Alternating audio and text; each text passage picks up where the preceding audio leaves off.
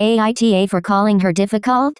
Long story short, my wife and I were evicted 2 months ago after the landlord sold the property. Given that my wife is a minimalist, we were able to rent out the smallest storage locker and fit everything inside. With the exception of one item, her recliner, we stored it over to my mom's house.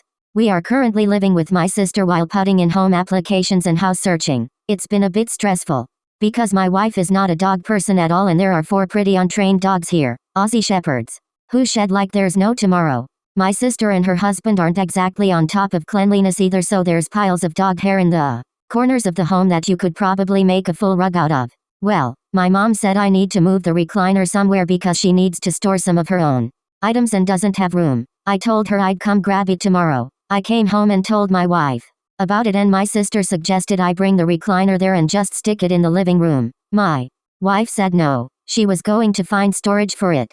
My sister didn't push the issue, but we don't have anywhere else to store it either. I told my wife later, when we were alone, that we didn't have anywhere else to store it, and she said she would have to figure it out because her recliner is definitely not coming here. When I asked why, she said I'm not having my one piece of furniture destroyed by a bunch of disgusting dogs. I want the recliner, and if I bring it here, it's staying here. I'm not willing to do that. I told her at this point she's being difficult because I need to move that chair and don't really have time for her to figure it out. She raised her voice at this point and said, do whatever the fuck you want then. I already have nothing. But sure, ruin my one fucking thing that I actually kept. She's still pissed at me right now. AITA? AITA for calling her difficult?